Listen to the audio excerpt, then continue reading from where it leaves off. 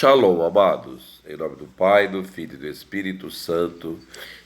Amém. Amados, quarta-feira, 23/10/24, continuamos em Lucas, falando ainda sobre a vigilância, ok?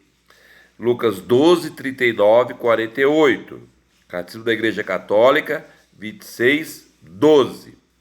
Aqui em São Carlos, graças a Deus, pelo poder, vida e transformação de nosso Senhor, está chovendo já faz umas 3 horas, uma chuva muito boa. Que essa chuva também lave os nossos pecados, o nosso coração, a nossa incredulidade e principalmente todos os nossos pecados. Queridos, nós vimos anteriormente que Jesus condenou a avareza, a ganância, a insensatez e a preguiça. Hoje, quarta-feira, na sequência, é a sequência da perícope de ontem, Jesus vai colocar 3 pontos para nós fundamentais. Primeiro, a vigilância. Segundo, atividade nas obras de Deus. E terceiro, fé e perseverança. Presta atenção nessa frase de São José Maria Escrivá. O começo é para todos, mas a perseverança é para os santos. Espetáculo de frase, né? E também grave no coração essa frase também de Santa Teresinha de Lisieux, que vem de acordo com esse texto de hoje também. Deus não coloca sonhos nos nossos corações que não poderão ser realizados. Todos os sonhos dos nossos corações, Deus vai realizar no seu tempo. O que vai faltar a nós?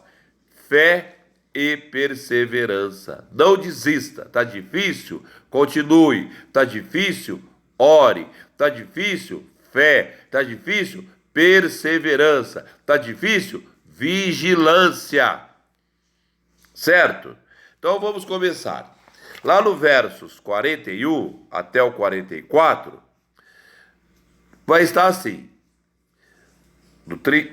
do 41 ao 44, isso mesmo. Mas vamos ver antes, o 39 até o 40. Sabei, porém, se o Senhor soubesse que hora viria o ladrão, vigiaria. Sem dúvida, não deixaria forçar a sua casa. Estais, pois, preparados, porque a hora que não pensais virá o Filho do Homem. Nesse momento, a partir do versículo 41 ao 44, com chave de leitura para o 42, Pedro, como sempre, toma a dianteira. 90% dos ensinamentos de Jesus vem de pergunta de Pedro. Pedro pergunta assim: só a nós ou também a todos? O senhor está propondo isso só para o teu colégio eleitoral aqui, os 12, ou é para todos nós? Aí Jesus vai começar falando de uma maneira espetacular para nós. Uma maneira que nós temos que entender o que o Senhor está dizendo para nós. Vigilância, atividade nas obras de Deus, fé e perseverança. Por que Pedro coloca isso? Vamos entender como funciona a hierarquia. Tem 3 graus de sacramento da ordem: o diaconato, o presbiterato e o episcopado. São os administradores. Depois nós vamos ter, até chegar a papa, arcebispo, primaz, patriarca, esses são especiais, cardeal e papa. Mas tudo nasceu nas 3 ordens: o diaconato, o presbiterato e o episcopado. Eu vou citar os 3 graus do diaconato. Depois vocês perguntam para o diácono, está tendo o seminário aí, pergunta para os diáconos o que quer dizer isso, que eles vão te explicar, fazer uma exegese para vocês. O munus docente, ele recebe os diáconos, tá? O munus docente, o munus santificante e o munus regente. Isso para os diáconos. 3 mudos, correto?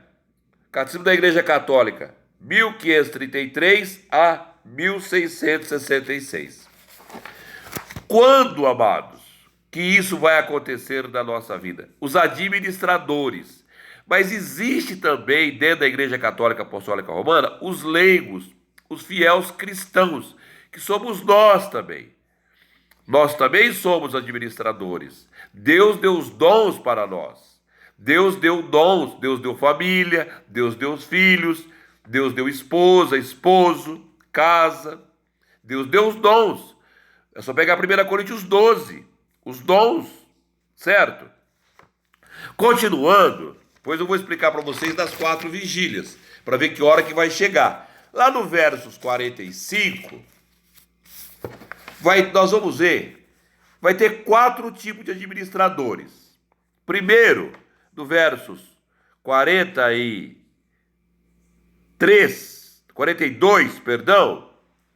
vai ter o administrador sábio e fiel, que vai fazer tudo certinho, bonitinho, e o Senhor vai conceder todos os bens para ele, vai passar. Esse é maravilhoso, é o administrador perfeito.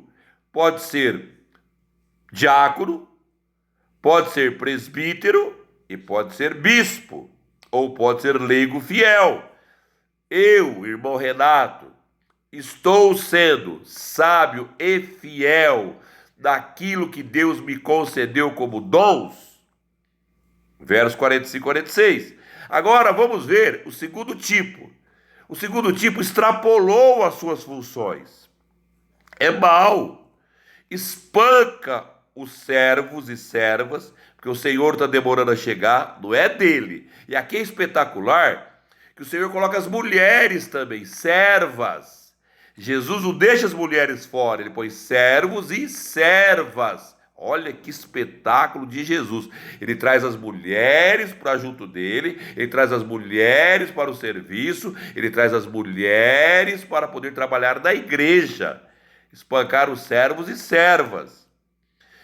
Segundo, o Senhor está demorando para chegar? Gula. Começa a comer, não está nem aí com a vida, deixa tocar o barco. Terceiro, bebe. E termina no quarto embriagado. Ele embriaga-se. Ele não embriaga só com bebida, ele embriaga só com as coisas do mundo, facilidades do mundo, pecados do mundo, a embriaguez do mundo. Tudo por quê? Porque o seu chefe, o seu dono, o seu senhor está demorando a chegar. Ele não acredita mais que o Senhor vai chegar. Faz 2000, nós estamos em 2024 anos e até agora Jesus não voltou. Imagina quantas pessoas esfriaram a fé, não acreditam mais que Jesus vai voltar. Se tornaram péssimos administradores. Péssimos. E o que vai acontecer? Ele vai ser levado para o destino dos infiéis. Mas tem tradução que diz assim: o Senhor o partirá ao meio. Mateus 25, 30. O dia inesperado e na hora mais imprevista, ele vai chegar, o Senhor vai pegar esse péssimo administrador, pode ser diácono, pode ser padre, pode ser bispo e pode ser um leigo fiel, certo? E vai acontecer o que com ele? Vai partir ao meio, olha que coisa medonha, e vai mandá-la para o destino dos infiéis, onde haverá choro e ranger de dentes. Versículo 47. O terceiro é um desobediente. Conhecia a vontade de Deus, não a praticou, não preparou nada, não fez vigília, não vigiou, não quis saber de sacramentos, ficou na dele, mas conhecia, desobedeceu o Senhor. O que vai acontecer com esse? Será açoitado com numerosos golpes. Eu vejo aqui, o que é esse açoite? Para mim, é a purificação do purgatório. Vai ficar no purgatório um bom tempo, purgando, até aprender quem é o Senhor dele, e aprender a obedecer, aprender a se preparar, e aprender principalmente a fazer a vontade de Deus, que é a santidade. E vai ter o verso 48, o ignorante. O que é o ignorante? Não conhecia a vontade do seu Senhor, fez coisas irrepreensíveis, mas sem saber a consequência. Será açoitado também, igual o outro, só que com poucos golpes. O que é isso para mim? Ele passará menos tempo no purgatório por ser ignorante. Eu quero só fechar mostrando para vocês as 4 vigílias que tem, porque nós vamos fechar o texto. Primeira vigília, do pôr do sol até as 9 horas da manhã. Segunda vigília, das 9 até a meia-noite. Terceira vigília, das 0 hora até as 3 da manhã. Quarta vigília, das 3 horas da manhã até o nascer do sol. O que isso significa para nós? Primeira vigília, Lamentações 2:19. É para os filhos, para a família. Segunda vigília, Juízes 7:19. É para preparar para a guerra. Terceira vigília, Êxodo 14:24. Trazer pânico ao inimigo, ferir o inimigo. E a quarta vigília, 1 Samuel 11:11. Matar o inimigo. Então nós temos 4 momentos de vigília. Vigília para os filhos. Vigília para preparar para a guerra, que é a segunda. Terceira, trazer pânico ao inimigo, mostrar para o inimigo que você está vigilante, está firme, está ali, está na lida, está adorando o Senhor, o Santíssimo Sacramento, corpo, sangue, alma e divindade, oração, jejum, penitência. E a quarta, matar o inimigo. Veja bem, o poder que o Senhor nos deu aos seus administradores fiéis, vigilantes e que têm consciência das obras de Deus e é perseverante. O próprio Jesus fala: aquele que perseverar até o fim será salvo. Fecho como sempre, com uma frase espetacular do meu Papa Bento XVI. A sonolência dos discípulos seguir sendo ao longo dos séculos uma ocasião favorável para o poder do mal.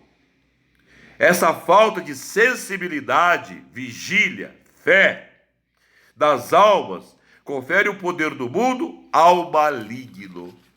Queridos, fiquem atentos aos 4, porque o Senhor vai voltar e vai nos cobrar. Em nome do Pai, do Filho e do Espírito Santo. Amém.